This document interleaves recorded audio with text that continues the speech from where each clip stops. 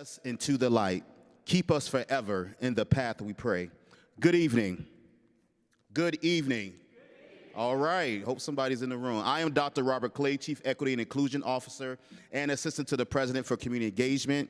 I would like to welcome you to the 2024 Reverend Dr. Martin Luther King Lecture featuring Dr. Keona Ervin of home girl from Luther who was here back in 2012. So give her a round of applause, welcome her back home.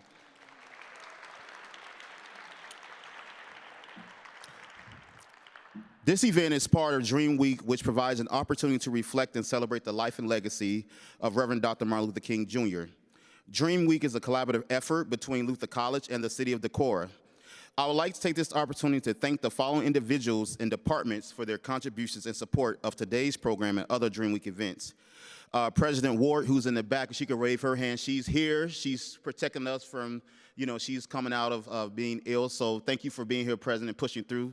Dr. Ward, Mayor Lorraine Borowski, who we'll hear from in a minute, the Identity Studies Department, Campus Programming, the Center for Intercultural Engagement and Support, Campus Ministries, Decorah Public Schools, Decorah Public Library, Marketing and Communications Department, the Music Department, and especially you for those who come out in this bitter cold weather this evening. So we thank you for being here. As we pause to acknowledge the contributions of this dreamer, this drum major for justice, may we be reminded that love was a central focus of his message. In the midst of the continuous racial injustice, we must be reminded of the power of love. We honor the fact that Dr. King's dream was not one that was simply a noun, which simply is acknowledge a person, place, or thing, but one that became a verb and requires action. Dr. King's dream speaks to the transformational force that binds our connection to each other and to the Most High. Dr. King once said, love is the greatest force in the universe. It is the heartbeat of the moral cosmos.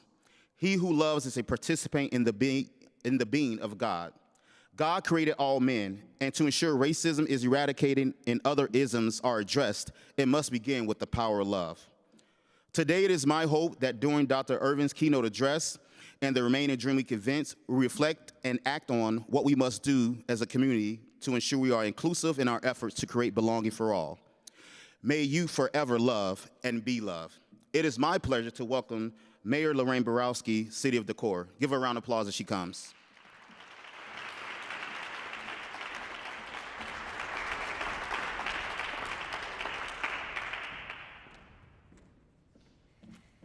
Nice to see you tonight on this wonderful chilling night. It's my pleasure as mayor to participate in the Dream Week in honor of Reverend Martin Luther King, Jr. Dr. King was a humanitarian, a human rights advocate, and a Nobel Peace Prize recipient, marching and speaking for justice, peace, truth, and injustice. There are 2,500 speeches. Today I read letters from Birmingham jail. And this writing speaks also to the challenges exemplified today. I encourage you to explore Dr. King's work and the examples that he set. Today is also Iowa Caucus Day and the beginning of presidential journey for the 2024 election. More than ever, each of us must work to bridge gaps. We cannot just celebrate one day, but we must and cannot be content with being just moderate. I welcome Keona Ervin back to the campus. I'm happy to have you here on this wonderful, warm-hearted day. How about that? Thank you.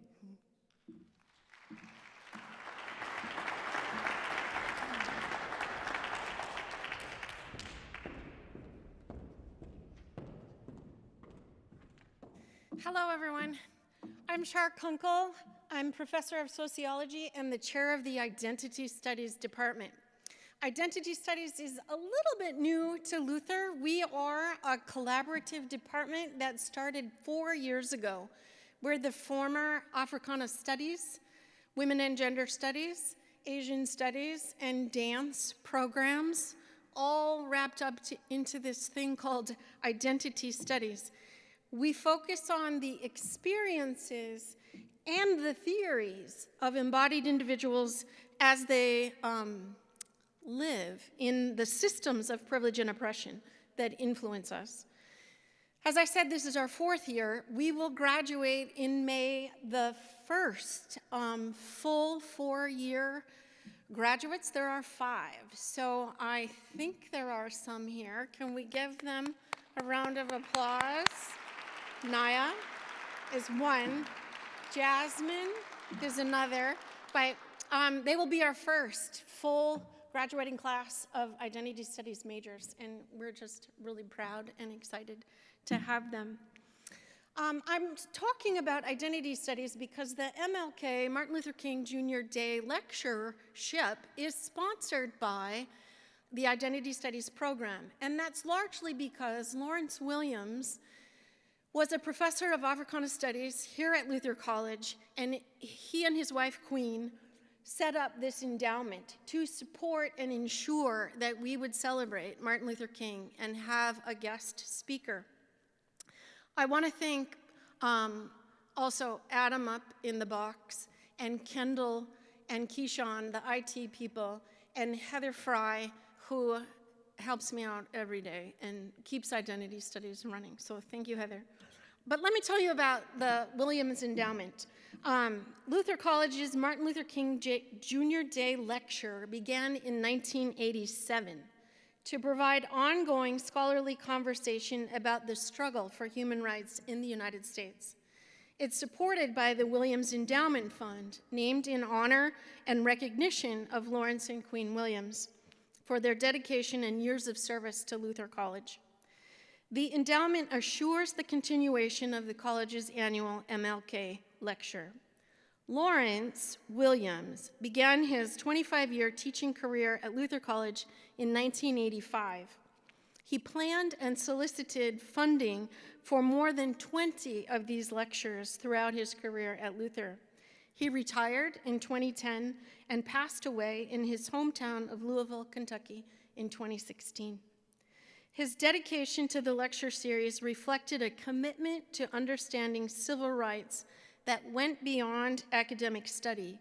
Dr. Williams' personal experiences with civil rights, the movement, and its protests allowed him to share firsthand perspectives with students, and all of his acquaintances, with civil rights leaders brought truly extraordinary people to campus to share their lives and stories. Tonight, we will continue that tradition. I invite a student, Raven Allen, to the stage to introduce our speaker.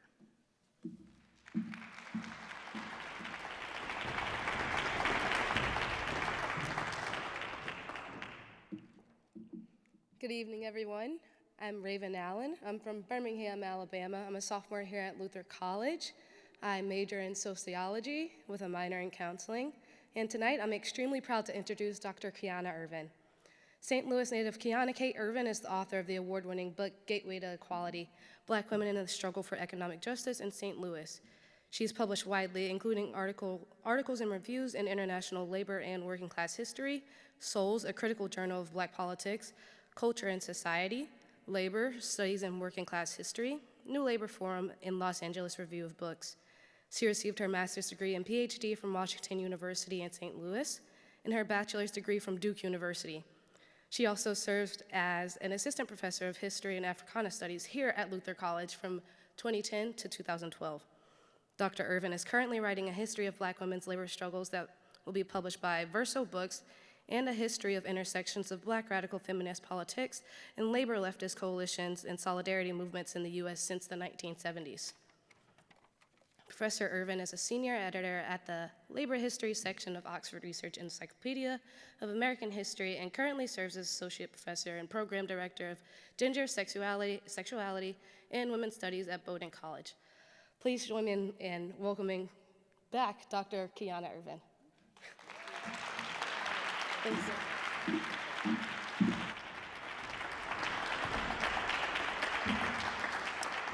Wow, from Birmingham. Okay, I dig that. I like that. That's great. I'll be talking about Birmingham in just a bit. Hi, everybody.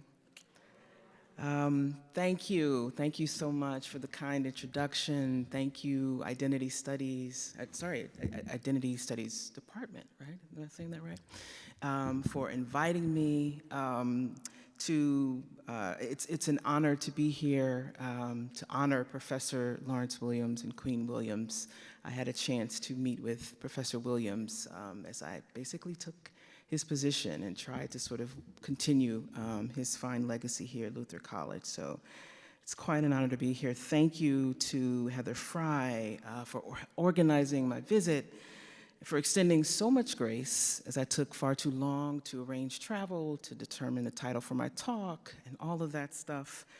She was wonderful. And of course, thank you to all the Luther staff who made it possible for us to be here.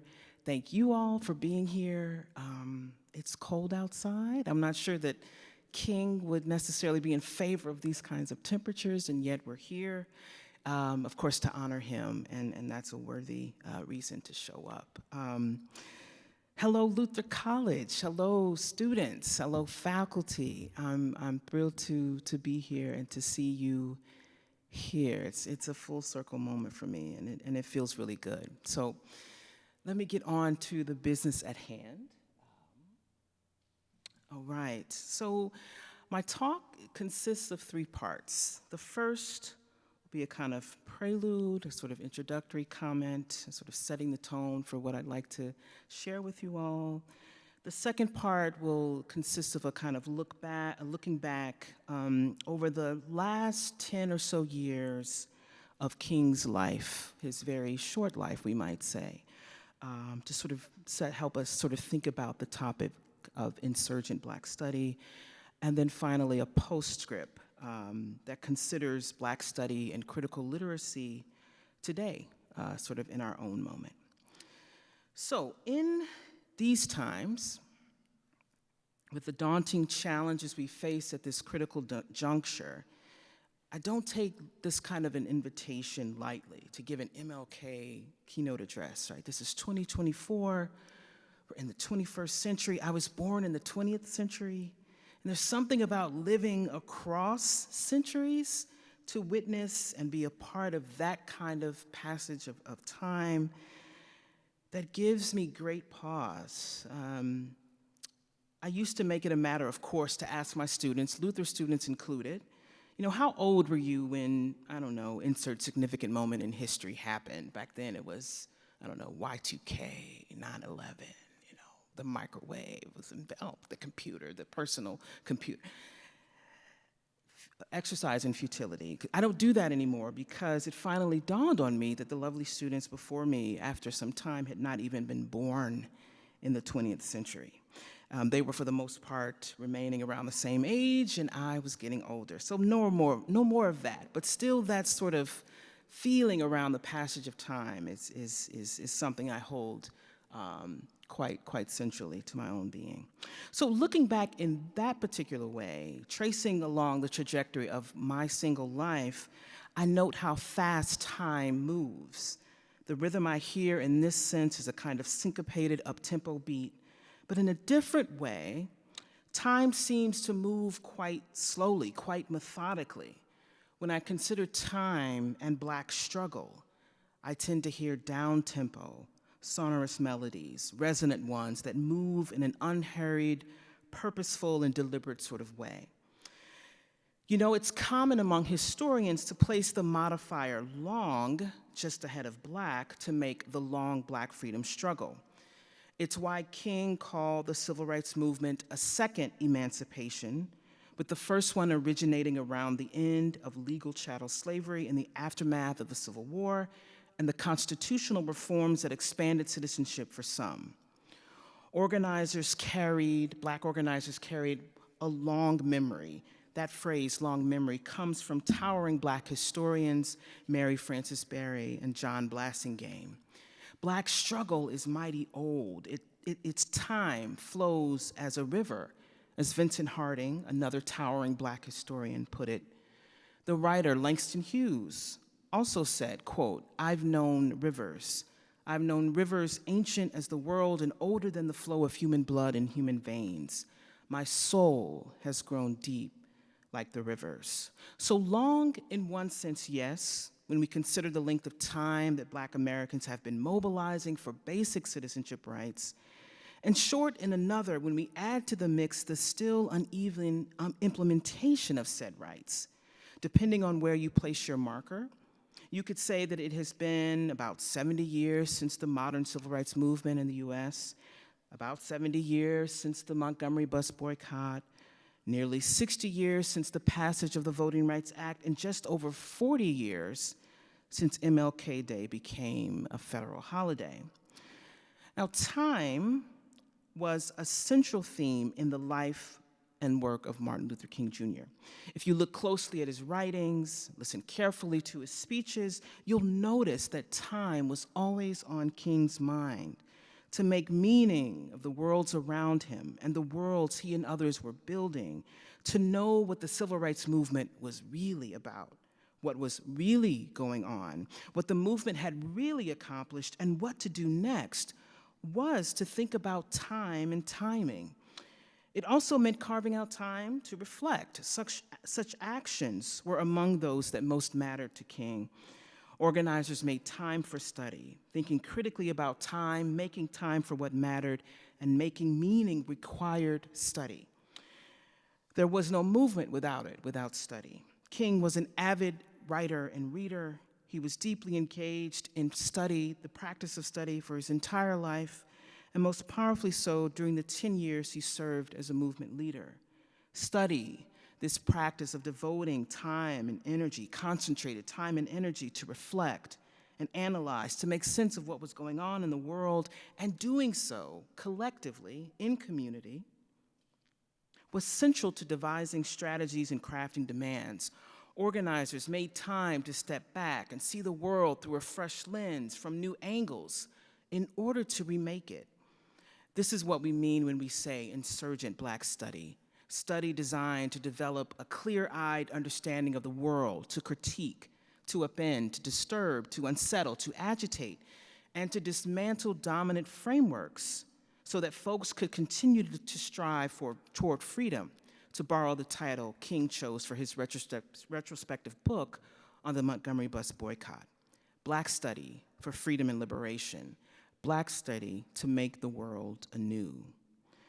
Now, the tradition of Black study, to which MLK significantly contributed, ran deep.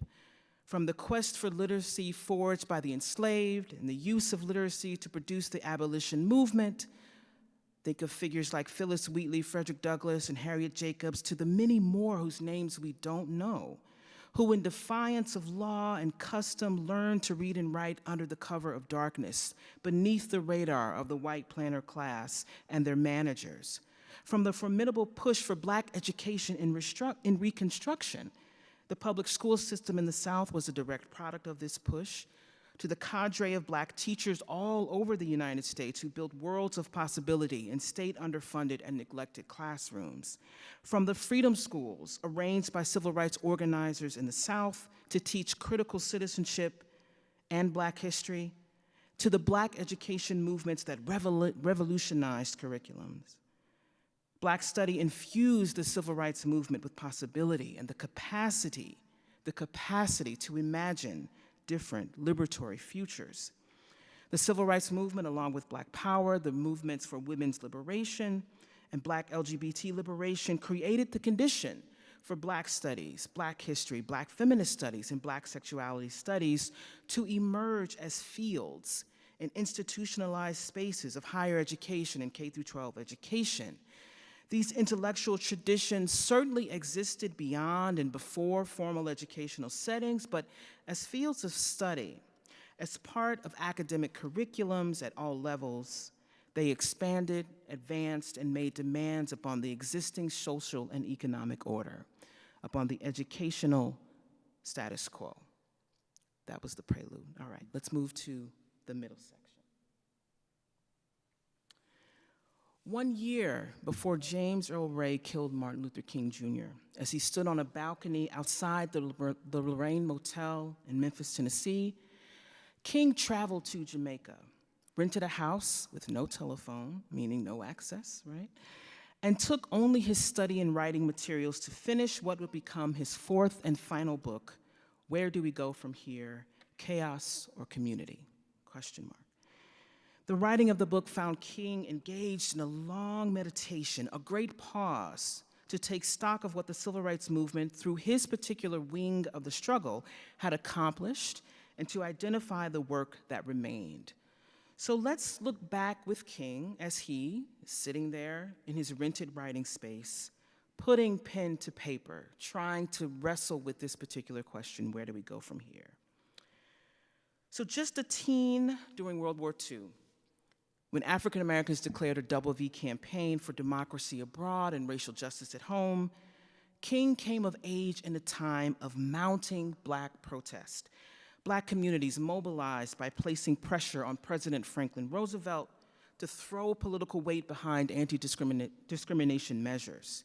Using their political leverage, Black organizers threatened to stage a mass protest in the nation's capital, pushing Roosevelt to take federal action that banned racial discrimination in defense industries.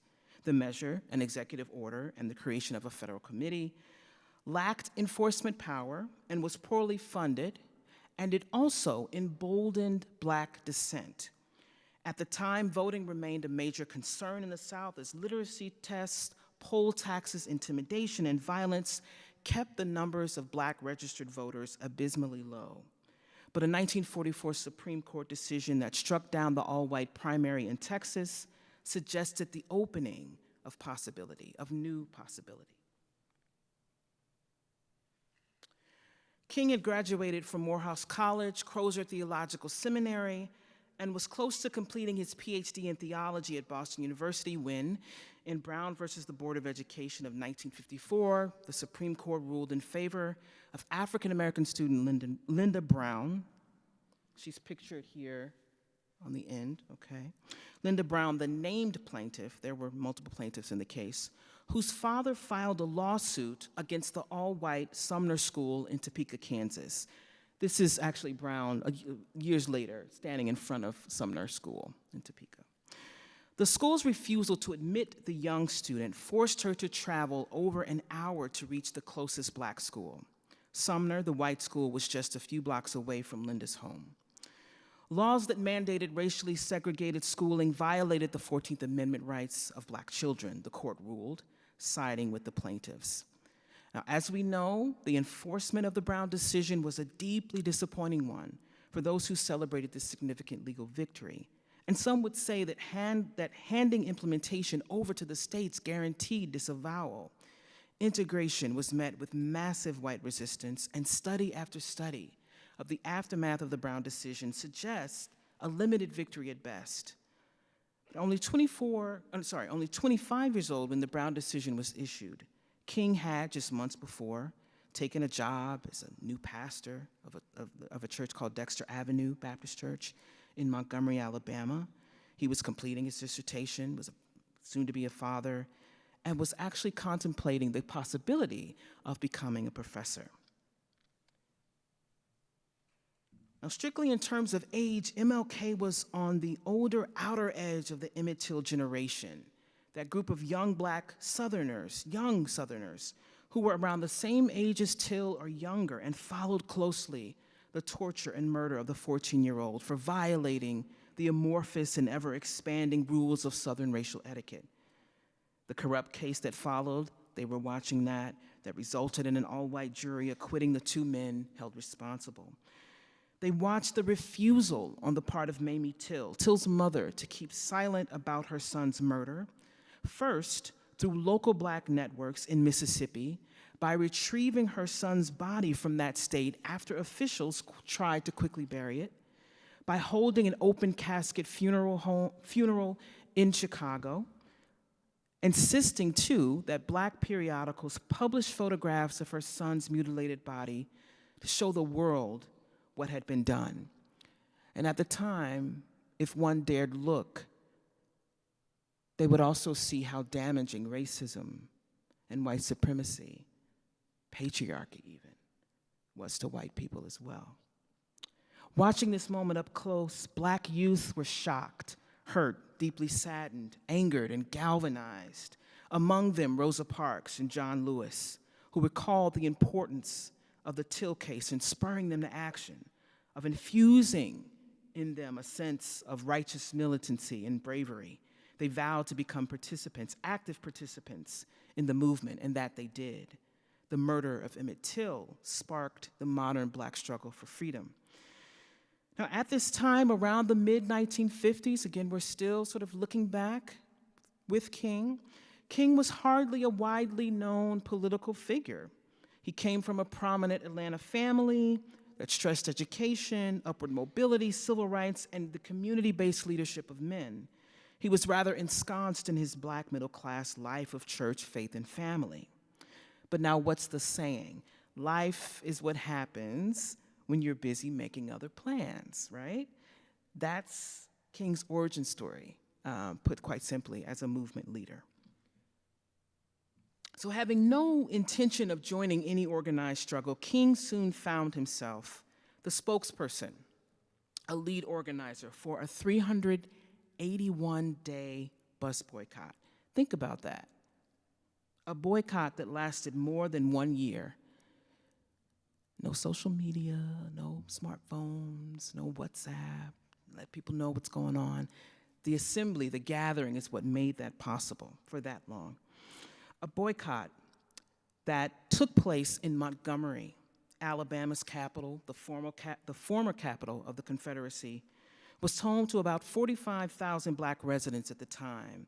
A critical mass of them had been mobilizing concentratedly for at least a decade before the bus boycott launch.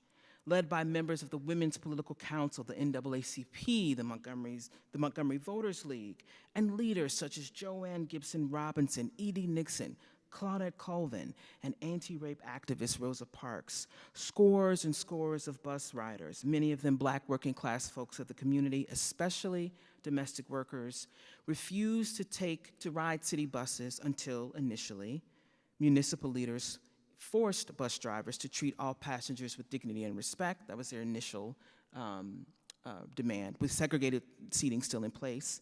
And then eventually the demand became desegregate all city buses.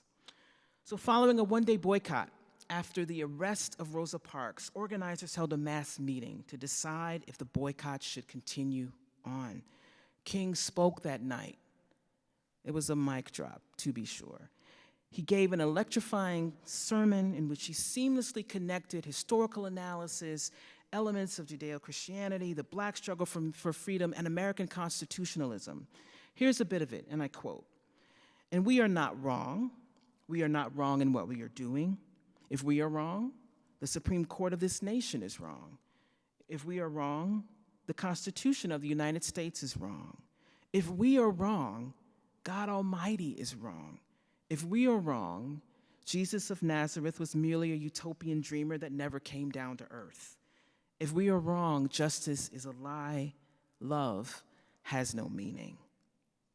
That sealed the deal. The Montgomery bus boycott has a spokesperson, right? This relatively young and yet not well-known pastor, not yet well-known, was now the leader of this newly formed Montgomery Improvement Association and the mouthpiece for a local movement that would soon catch the world's attention. Now, even after a year-long boycott, local white governmental officials had not really backed down. Federal courts, though, settled the affair, ruling in September of 1956 that bus segregation was unconstitutional. The decision, Gale versus Browder, overturned Plessy versus Ferguson, an infamous 1896 Supreme Court case sanctioning segregation. There was no steady march toward implementing Gale versus Browder. Harassment, intimidation, violence certainly continued. And what is also true is that this was a historic legal victory. Civil rights made it onto the proverbial map. There was a movement afoot, and writers, journalists, Northern supporters, and many others exalted King as the head of this kind of forward march. Now, in the years following the Montgomery bus boycott, King stumbled a bit in his search for, the place to stage the movement's next major battle. What could reverberate in the way that the Montgomery campaign had? As King considered this question, though, he remained quite busy. He founded the Southern Christian Leadership Conference, along with the help of veteran organizers like Ella Baker and Bayard Rustin. He traveled the world. He further learned about nonviolent direct action. He won the Nobel Peace Prize. He worked with organizers out of Georgia. He supported the Freedom Riders, students at the helm of the growing sit-in movement, and those who formed the legendary Student Nonviolent Coordinating Committee, otherwise known as SNCC. But a call in 1963 from organizers in Birmingham, Alabama, one of the most segregated cities in the nation, turned the tide. Birmingham, a racial juggernaut, an industrial powerhouse, and a hotbed of anti-Black and anti-labor violence, was home to a strong tradition of political mobilization. Civil rights organizers created Project C, C for confrontation. It was a targeted campaign of boycotts, mass marches, mass arrests on the 100th anniversary of the Emancipation Proclamation, long memory. Organizers wanted to place economic pressure on Birmingham business owners around Easter, which was a popular shopping season.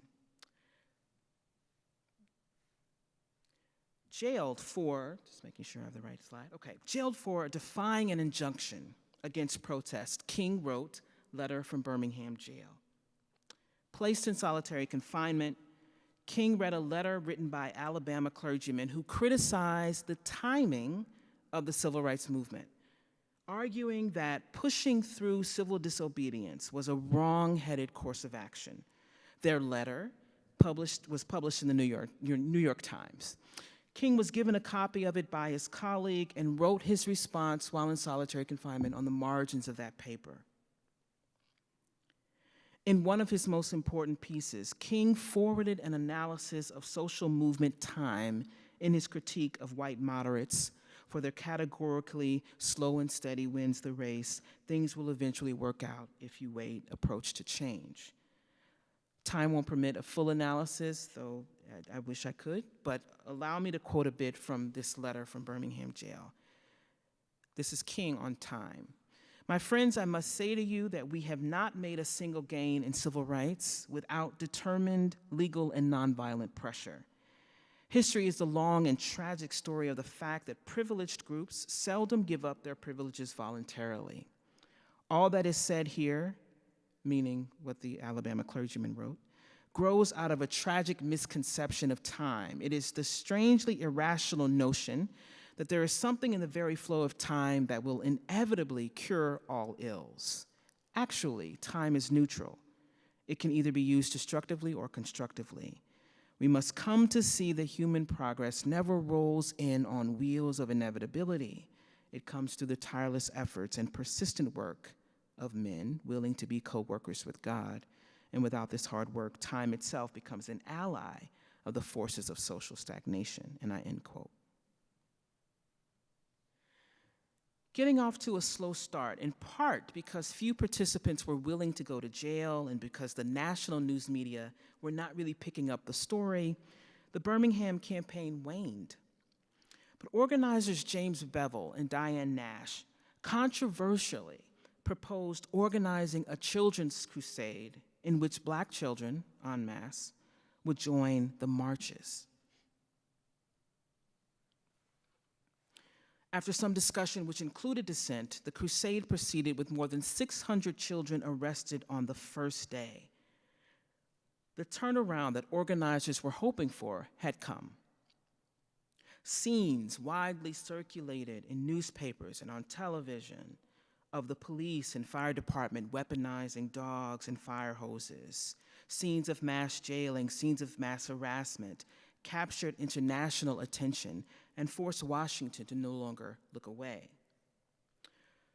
To quote from Letter from Birmingham Jail once more, King wrote, "You may well ask, why direct action? Why sit-ins, marches, and so forth? Is it negotiation a better path?"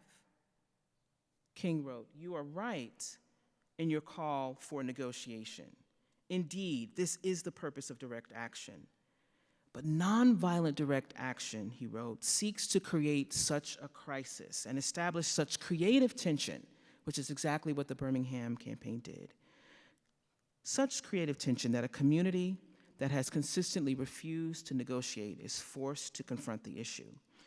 A reluctant Kennedy, current president at the time, who not long ago argued that it was a terrible time to push civil rights questions, found himself in a televised address vowing to actually pass federal civil rights legislation. Major development for the movement. Birmingham's lunch counters and drinking fountains and restrooms and fitting rooms were desegregated eventually. Store owners agreed to hire black clerks. Black workers were hired and promised industrial jobs. Those who had been thrown in jail for demonstrating were released. And these changes did not occur without backlash and conflict, and the campaign did not end with the kind of landmark Supreme Court decision. But Birmingham put the black struggle for freedom back into the limelight, perhaps as it had never existed before. Full steam ahead, the nation, the world was watching. Now, months later, in the summer of 1963, King gave his most well-known speech, I Have a Dream. He joined only men, leaders of the Big Six civil rights organizations, who addressed the crowd that day at the March on Washington Movement for Jobs and Freedom. Anna Arnold Hedgeman, the only black woman on the March on Washington Planning Committee, tirelessly pushed for black women to be included on the program. Her calls were dismissed.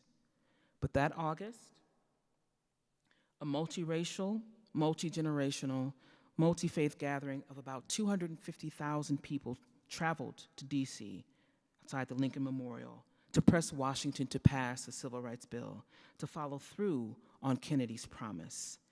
The event was a stunning demonstration of the skillful organizing acumen of Bayard Rustin, a gay black man whose resume included teaching MLK about Gandhian nonviolence, creating the blueprint for and sustaining the work of powerhouse civil rights organizations like the Congress of Racial Equality, the Southern Christian Leadership Congress, laboring for decades as a peace activist for organizations like the Fellowship of Reconciliation. And Rustin did not view his sexuality as a problem, but the deep homophobia of the times, along with the construction of black citizenship and even black freedom movement building as a patriarchal, heteronormative endeavor, meant that the men who led the civil rights movement certainly did. Still, the 1963 March on Washington Movement for Jobs and Freedom was a culminating point in the movement. Racial tensions, however, remained quite deep. Before that year ended, 1963, shortly after the March on Washington Movement, say around a month, black children showed up to the 16th Street Baptist Church in Birmingham. It was Youth Sunday. Youth Sunday was the Sunday of the month, basically one Sunday a month, usually, in which children led all aspects of the service, right? All of them, including the sermon. Big day, right? But just as the day's service was getting underway, white vigilantes threw a firebomb into the church, killing 4 children immediately and 2 more sometime after the attack. Worried and dismayed by the loss of these lives and the potential loss of support for civil rights legislation with the death of Kennedy, which happened some months after that attack, murdered 2 months actually after the 16th Street church bombing, movement participants regrouped. Would Kennedy's successor continue the effort? The answer was yes. Lyndon B. Johnson made good on his promise to honor Kennedy's wishes. The Civil Rights Act, signed into law 1964, was the most important civil rights legislation since Reconstruction. It outlawed discrimination in public places, bias in programs using federal funds, and it authorized the U.S. Justice Department to file desegregation suits. Among the most controversial sections was Title VII, which banned employment on the, quote, basis of race, color, religion, sex, or national origin, and created the Equal Employment Opportunity Commission to conduct investigations and litigate discrimination cases. The Civil Rights Act of 1964 did not protect black people from violence, and it did not address the franchise, and yet another major legislative victory was achieved by the movement.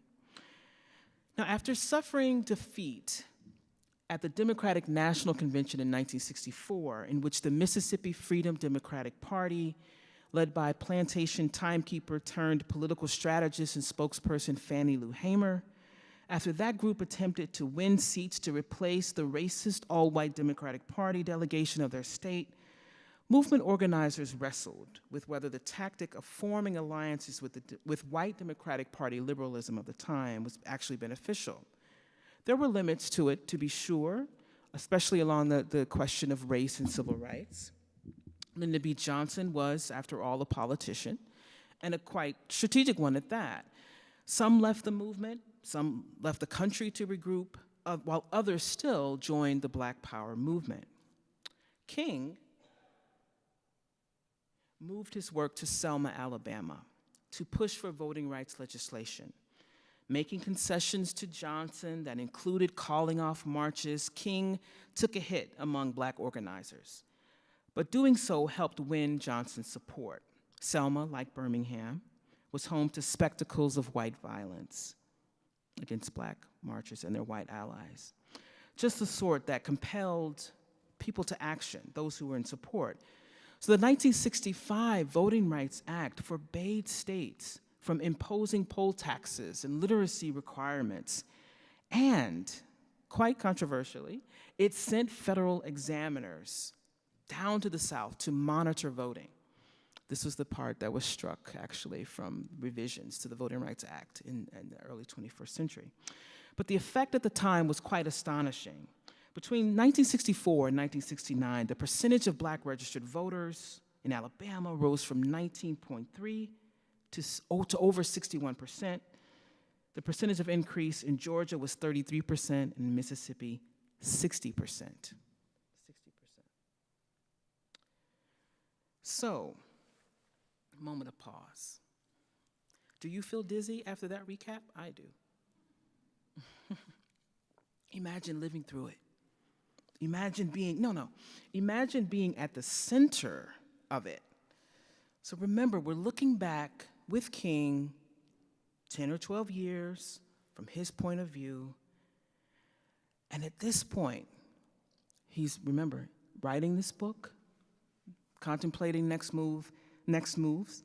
He's, of all people, saying that there's still work to be done.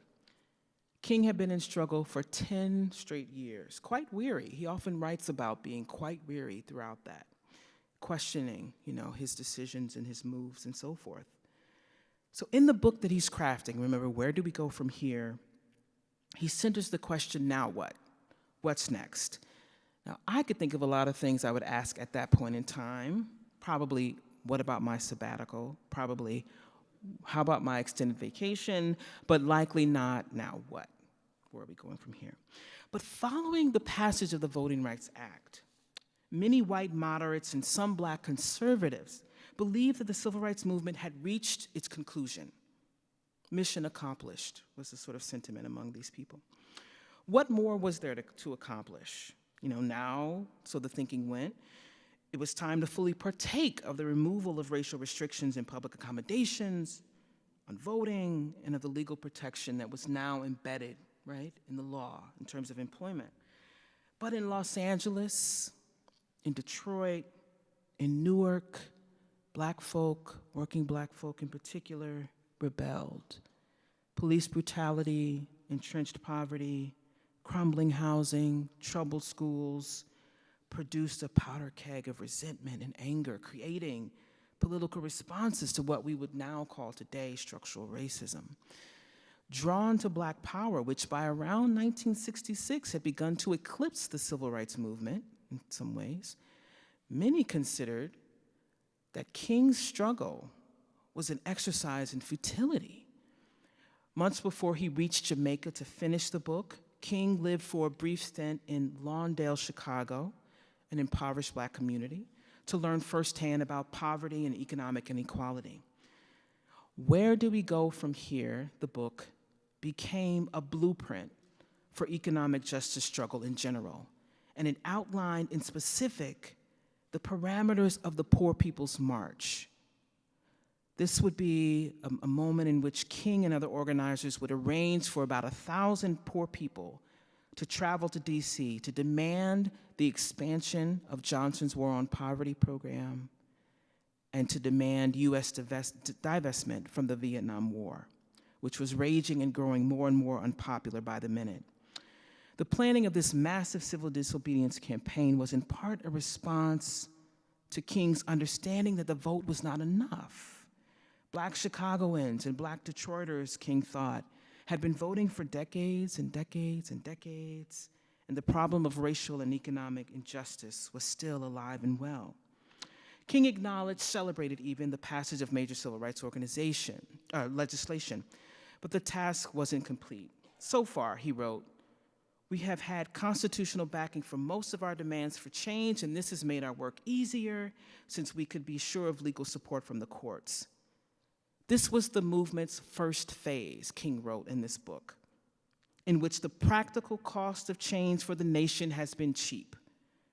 By cheap, King meant there are no expenses, no taxes required to share lunch counters, libraries, parks, hotels, other facilities with Black people. Even winning the franchise, he wrote, was not a costly material endeavor. But this second phase, King said, where we are now in 1967, right, was the, quote, realization of equality. He put it this way: laws are passed in a crisis mood after a Birmingham or Selma, but no substantial fervor survives the formal signing of legislation.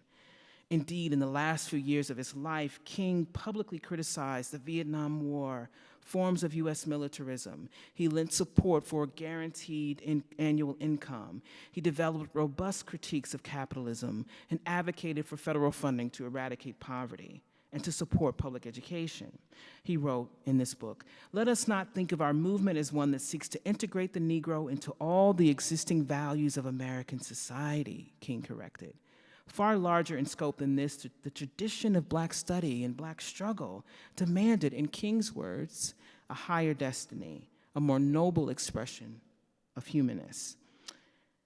In his focus to turn the movement toward education, jobs, and housing, one that evinced the kind of socialist politics that he had held for some time, King pointed beyond the narrow Southern-based movement for access to public accommodations and the vote, though important, to openly sort of criticize many of the things he saw, many of the structures he saw in American society at the time. And as he did so, King lost friends and allies in powerful places. But Black study and struggle required King, from his vantage point, to persist. As his friend and co-conspirator, Vincent Harding, who helped King write his anti-Vietnam address, observed in the introduction to Where Do We Go From Here?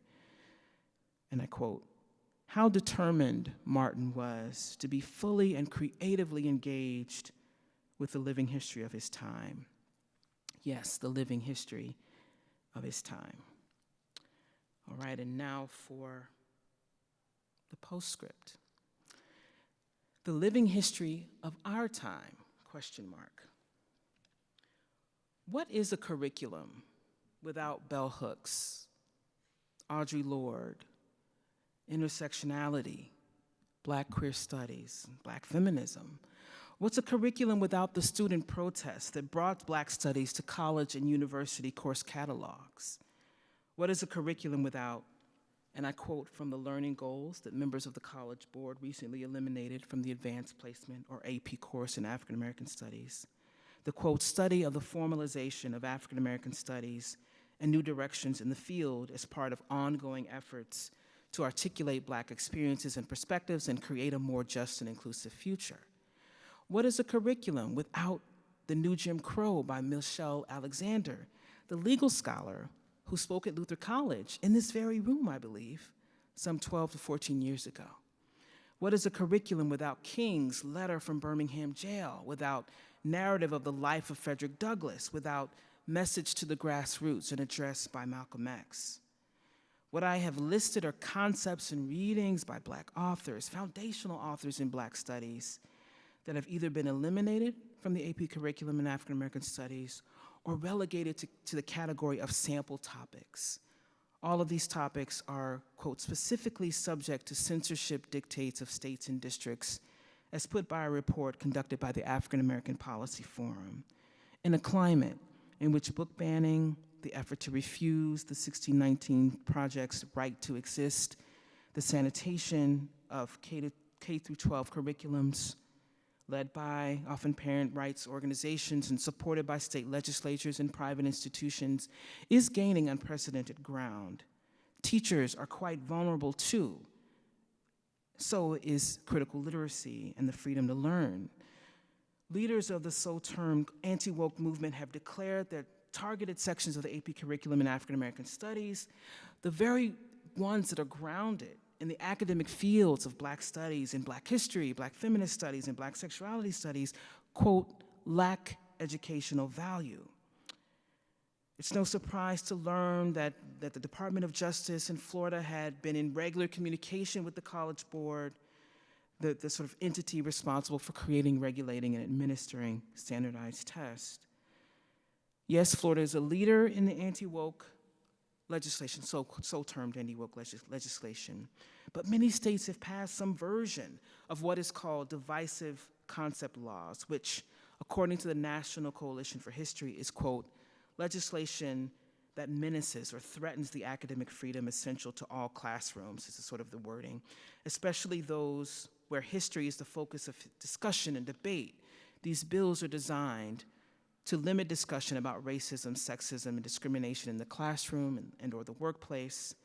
And what is especially pernicious, this is still the National Council for History, what is especially pernicious about these bills is that they masquerade as legislation defending free speech, but in fact have been purposely designed to curb consideration of subjects controversial and in any subjects that are controversial and in any way critical of American society and culture, and I end quote. This ever-evolving assault is well underway, and higher education is not immune. In fact, the attacks are already here. These changes, of course, by the College Board were most immediately a reaction to the response to the murder of Breonna Taylor, George Floyd, and the sort of massive uprising, right, across difference, right, this multiracial, massive multiracial and multi-ethnic coalitions that rose in support, right? It was sort of in that larger context that these sort of changes were made.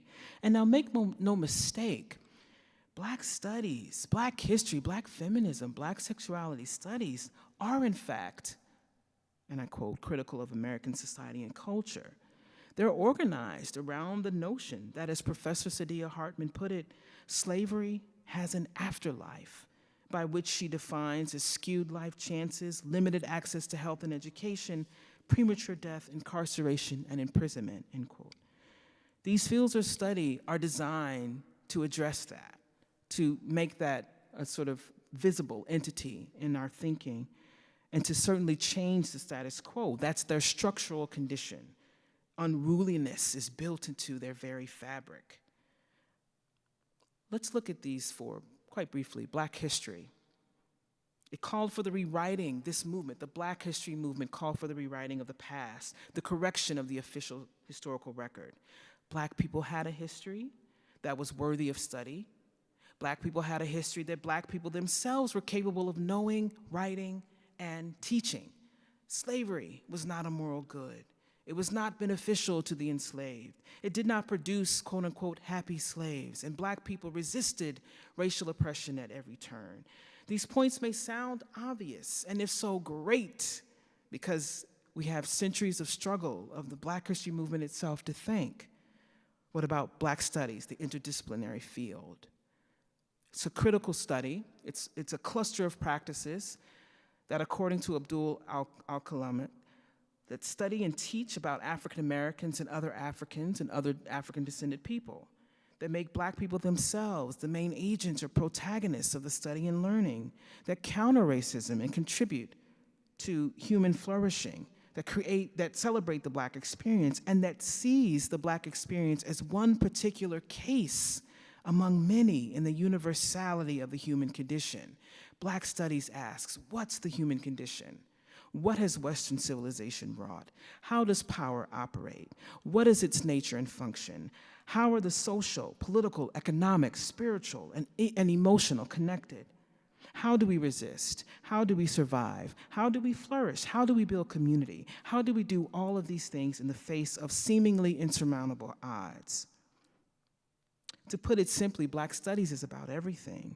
If Black Studies is about liberated futures, better futures, then it's about everything. If Black Studies is about making the folks on the margins the center, then it is about everything. On that point, from margin to center, a term defined as a Black feminist method by bell hooks. Let's move to Black feminism.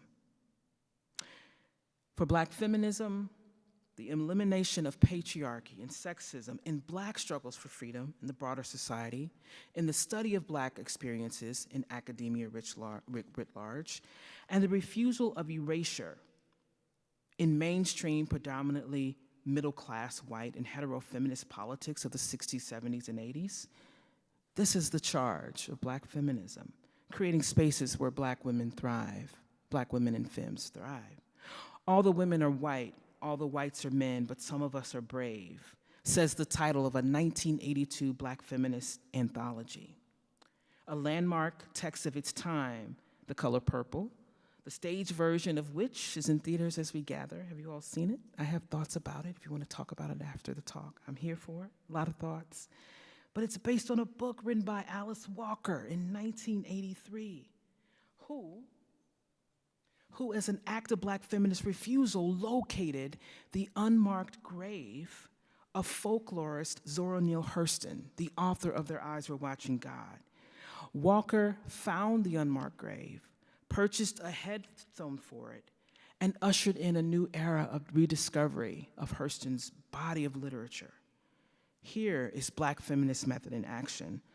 Walker coined the term womanist to expand what she thought were the narrow parameters at the time of feminist. Walker said womanist is to feminist as purple is to lavender. The Color Purple, a womanist novel, is about the saving and redemptive power of love between Black Southern women in the age of Jim Crow.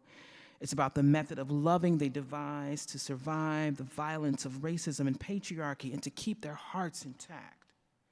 Black feminism, or Black womanism, is Audre Lorde's uses of the erotic is power, or her oft-quoted lines, the master's tools will never dismantle the master's house, or your silence will not protect you, or women are powerful and dangerous. Yes, that's Audre Lorde, a self-described Black lesbian mother, warrior, poet. Black feminism is for everybody, the title of a work by bell hooks, and it's white supremacist capitalist patriarchy, another phrase coined by bell hooks. It's the elevation of Black women's history. It's the elevation of Black feminist literary criticism. It's intersectionality, coined by legal scholar Kimberly Crenshaw.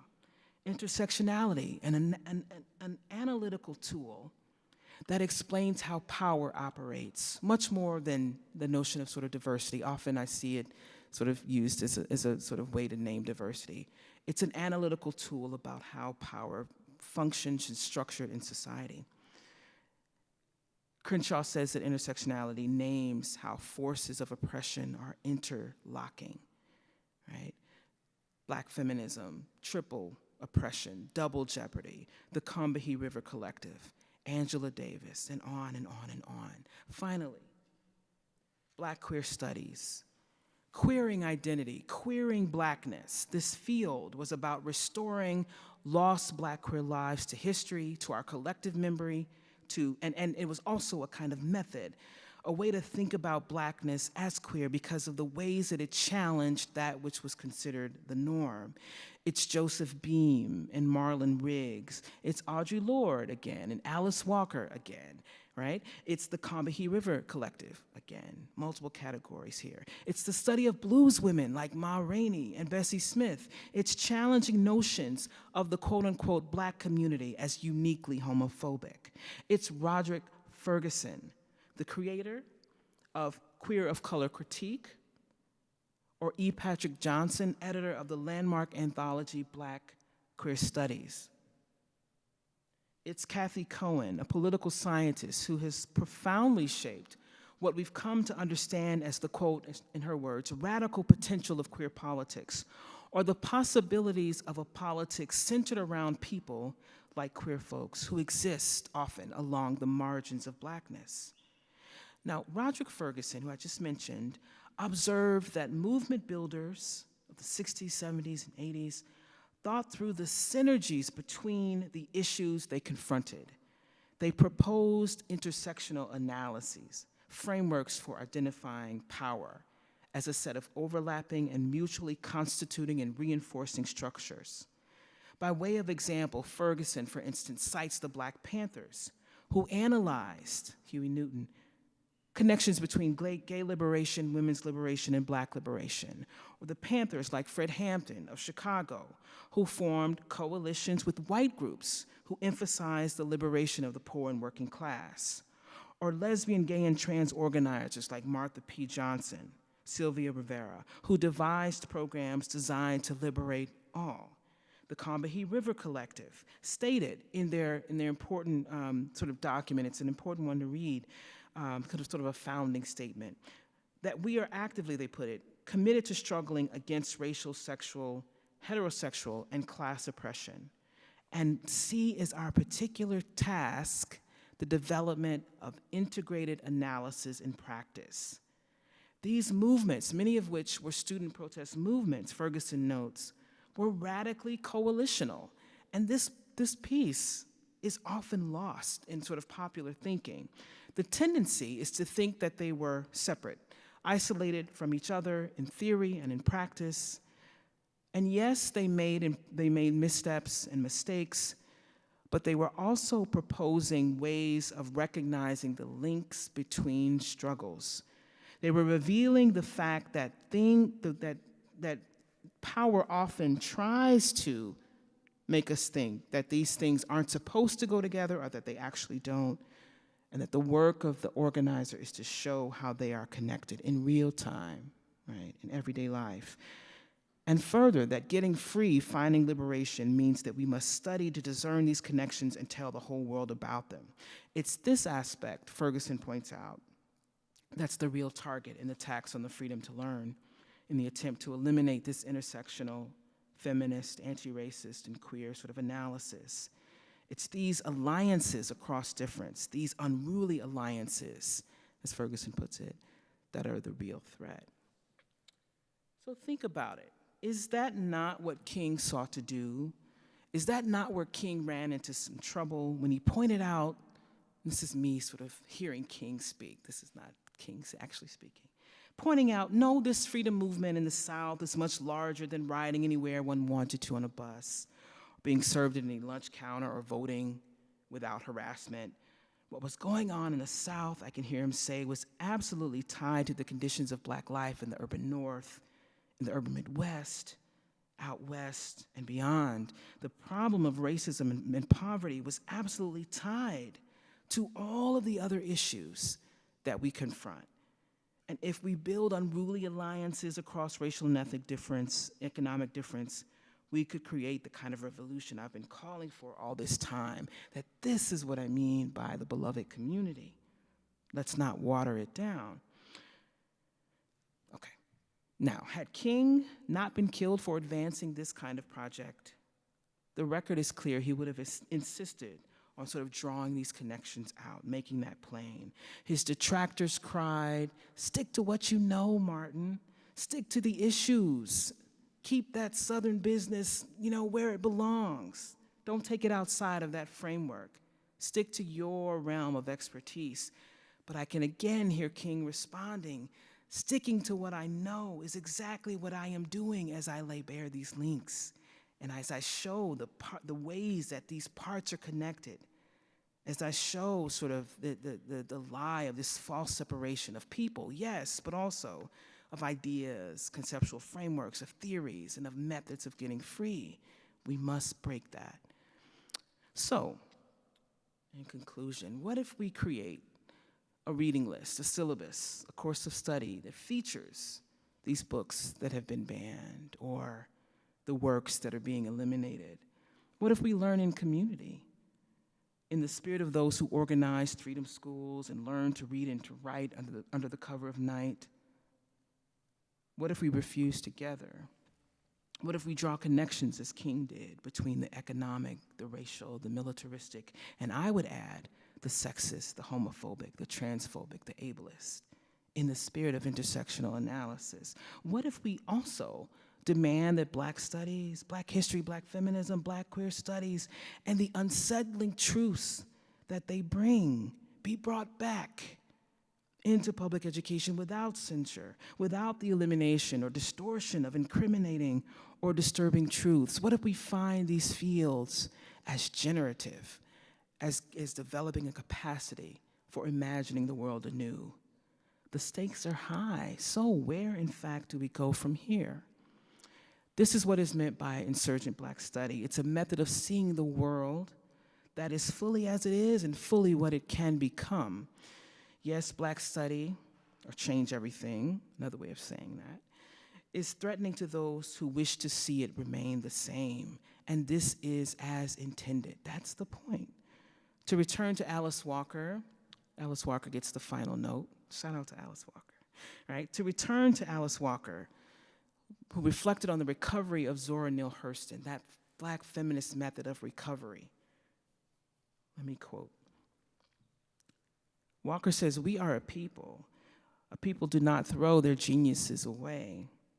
And if they are thrown away, it is our duty as artists and as witnesses for the future to collect them again for the sake of our children and, if necessary, bone by bone." Thanks, everybody.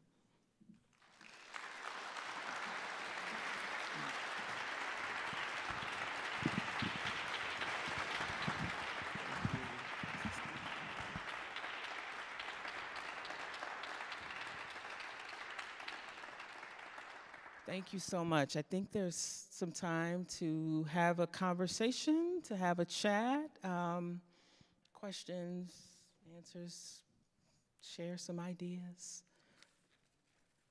Tell me about the color purple, whatever y'all want to talk about.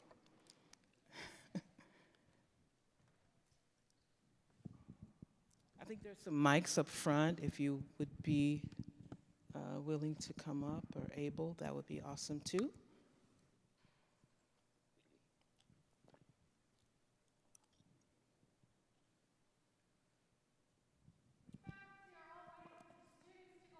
Yeah. All right, students. How many, I guess, can I ask the question? Can I start? To the students, so faculty, everybody else, my bad, but let me talk to the students who are here.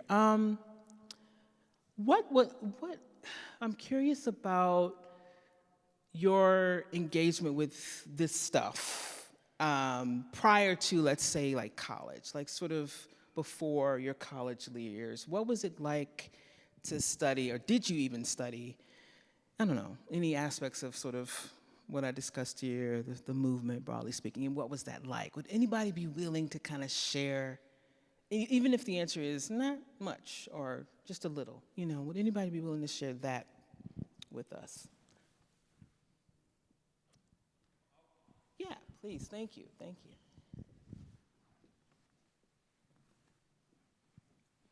Hi, how are you doing? I'm doing great, thank you so much. Hi. So my name's Tanner Peters. I'm a first year here at Luther. Yeah. I come from central Wisconsin, Wisconsin Rapids. Yeah. And with my high school, we did a little bit of learning with civil rights movement, Martin Luther King Jr., stuff like that, but it never seemed like a lot. Yeah. It would always just a little basic overview, and then we'd move on to something new. I got a lot of my research, or what I've learned, is through my own personal research, what I'd find online or from other sources outside of school. Yes. I didn't really know too much about Emmett Till until later on, senior year in high school, until freshman through on junior year, didn't really know too much about the movement, just the basic knowledge. So that's kind of how I've envisioned it. Yeah. Your name is Tanner, you said? Yeah. No, thank you so much, Tanner. And, you know, I ask this question a lot everywhere I go, really, and it's quite, the responses are quite common to what you just shared. Usually just a bit, and it's sort of like in this sort of section, sort of, somewhat separate from the rest of the sort of the subject matter that's being discussed. And, what a lot of students learn or how they learn about this stuff often happens sort of on their own sort of, research process or looking into the matter, whatever that looks like, maybe as a research topic of some sort, but often it's a sort of a supplement to what's being sort of learned in the classroom. And actually that was my experience as well when I was, your age. So yeah. But I hope that, the work that sort of I think that we sort of need to do is to continue both to sort of think about how we can change that and also to continue to study as you're doing. That's exactly sort of the idea, I think. But yeah, thank you for sharing. Thank you. Yeah. Please.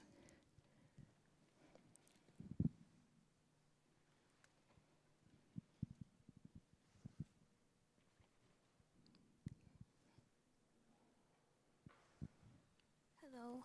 Hi. Thank you for your speech. It was very insightful. Thanks. So I have a bunch of questions, like 2 Perfect. questions. Okay. You placed a huge emphasis on the importance of learning about like history, and like I'm just thinking about how history is very, like, what happened is very deep and it has a lot of depth. And like, if you could summarize in one statement, what do you think is the biggest importance of learning about history? Because my second like follow-up question is like, how do you find the balance between discussing about history and like moving forward and progressing forward, and how you how to not let history become like an excuse or let it Yeah. victimize you? Yeah. So like those are my 2 questions. Yeah. Thank you. Thank you so much. I love that. One sentence? I'm a professor. I don't know. I don't know if I can do that. So history is not designed to sort of predict the future, right? Or to even necessarily sort of focus on what would so-and-so do, right? History provides context, right? The ability to understand the factors that go into shaping a particular moment. It's the method, really, that I think is really useful for those of us now trying to sort of make sense of things. It's how we go about analyzing the world around us. And history, that work of sort of looking into context, how to understand what's really shaping what's going on, is the skill that I think is really useful. Now, obviously, too, in terms of, this is not one sentence, obviously, too, in terms of, like, the subject matter, right? So to trace, what I was trying to do sort of in the talk a bit was trace a sort of historical lineage. That's useful, too, for understanding, let's say we are thinking about, like, how do we move forward? How do we sort of, as you said, not let sort of past historical injustices sort of weigh so heavy on us today that we're immobilized, we can't move, or that, as you said, we use sort of history as an excuse, right? How do we avoid that? Well, part of it is to think about sort of the lineage, I think, of struggle that sort of went on before, right? All of the sort of organizing work that helps to absolutely inform what we sort of are confronting today. It doesn't write a blueprint for it, but broadly speaking, it helps to inform the work itself. And that perspective of history is pretty vital, I think. You don't want to sort of go without or go about sort of, the work itself of sort of changing, your context without having that sense of, where am I situated sort of in time and place, and that's absolutely connected to what has come before. Yeah. I think we have time for a few more. Yeah? Or one more? Anyone else? Oh, thank you.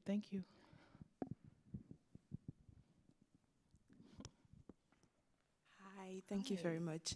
My question is about, you spoke a lot about like curriculum, and I know a major excuse for people can be, but I'm not in charge of the curriculum, or it's none of my, I don't have the power. So why would you say professors can do in a course that they're teaching to make it, I don't know, more inclusive, and even the students themselves what can we do as Luther, for example, to incorporate more Black studies in things that we do? Yeah, absolutely. I mean, that's a terrific question. I think there are a number of things that we can do, and that I guess I'm trying to do as well, and that I would invite my colleagues. I still claim you all as colleagues, right? My Luther colleagues can engage in if they aren't already, and as well as my colleagues at other institutions. You know, I think the in community part is where I land a lot these days. You know, what's to me remarkable and important to highlight about these struggles was just how connected people were, how often they saw each other, how often they communicated. The gathering, the assembly was just a sort of almost a given, you know. And I think for a number of reasons that I won't go into, of course, I think we've lost some aspect of that. So I think there's power in just sort of talking with each other, and certainly in studying. Collective study is really crucial. So yes, in classrooms and outside of classrooms, right? In conversation with professors and sort of thinking about kind of the shaping of a particular course, and outside, you know, the classroom. I mean, so much of the work that was going on here, you know, was about students like, you know, like yourself, forming groups, study groups. And they would, I mean, you could look at the record and see, like, their reading lists are no joke. You know, they would just like throw up a bunch of like tomes, theoretical texts, dense, all kinds of works, and say, we're going to try to figure this out. What is this saying? Can we understand it and understand it in community, and think about sort of ways of making use of it. So I think giving ourselves, you know, the, sort of permission to learn, both within and outside sort of the formal sort of educational space, is really crucial. And college affords that kind of opportunity, I think, in very unique ways. Doing so in community. And, you know, I think having conversations with your professors about what matters to you, what sorts of topics are on your mind, and certainly learning about what's happening today in terms of sort of the legislation and sort of issues around sort of these debates and what's being taught. Being informed about that, again, to get back to that point about context, is really crucial too. Yeah.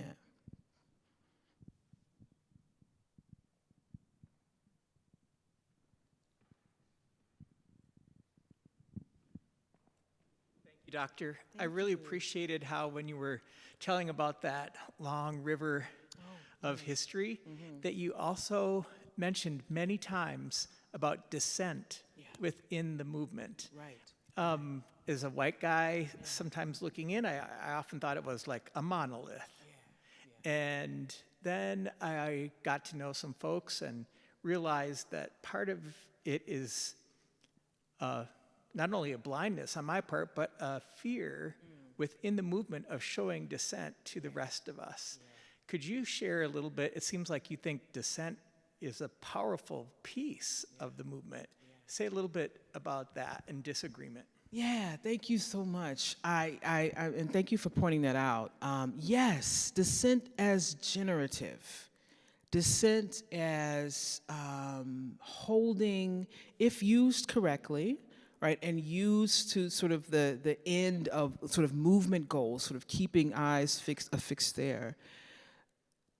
Dissent as a way of creating and opening up possibilities or new ways of thinking about particular issues. Dissent and conflict and disagreement all over the place in the movement, all over the place. And I remember a wonderful professor of mine sort of talking to me about this and saying, conflict isn't something necessarily to run away from. It's certainly something that a lot of organizers did not run away from, but try to varying degrees of, you know, success, try to sort of lean in a bit to those moments of conflict to think about, you know, ways forward. And so I think, let's see, what are some conflicts that led to sort of generative sort of moves forward? Yes, exactly. The Children's Crusade, highly critiqued. Malcolm X vocal about that, for instance, not to mention those within the sort of circles in which Bevel and Nash were traveling, highly critical of that. And those who were supportive and tried to put measures in place to make sure children were as protected as possible.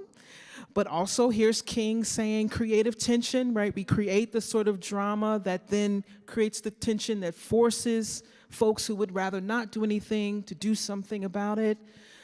It generates a kind of moment in the scope of the movement that helps to sort of propel it forward in some ways. And we can of course argue about, the wisdom of that, right? But in terms of sort of the record of the movement itself, certainly that helped to shift the tide of the movement. It sort of had a ripple effect in ways that other moves in Birmingham did not. Yeah.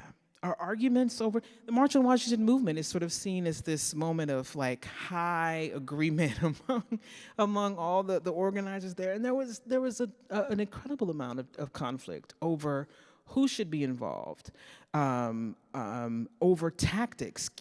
John Lewis, during the actual event itself, is like behind stage or whatever stage, rewriting, like minutes before he's like about to sort of give his speech. He's rewriting his speech because NAACP leader Roy Wilkins and others are saying, you need to tone this down. Like it's far too militant for this guy.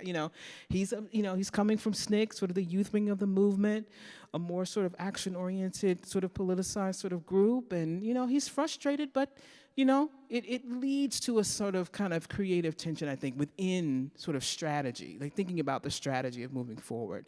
John Lewis, though, he changes his speech, but that kind of push does help propel the movement sort of forward, I think. Again, with regard to pushing Kennedy to sort of move forward on the civil rights legislation piece. Many other examples, of course. Yeah, I mean, and one more.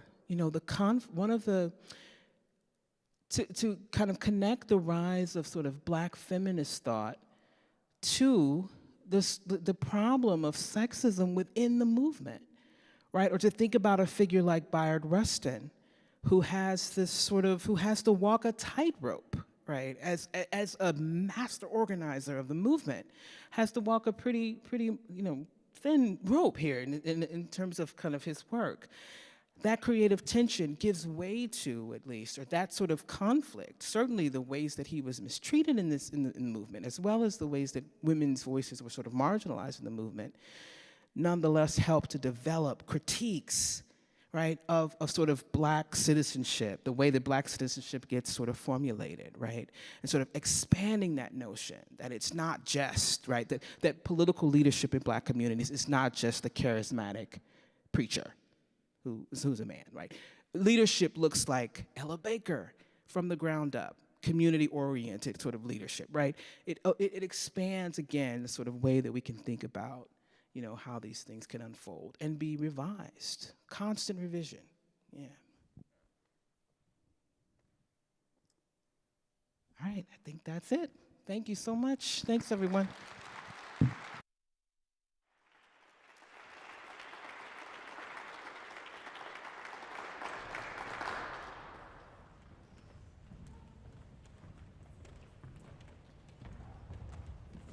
Just a word about the piece that I'll sing today.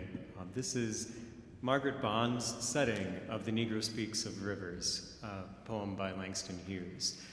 Margaret Bonds was a Chicago-born and raised composer, musician. Her mother was a pianist and organist and teacher.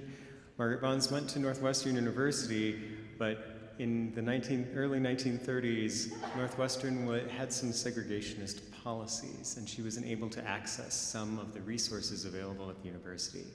And she discovered this poem, and she said that it saved her. And in 1942, she set it to music.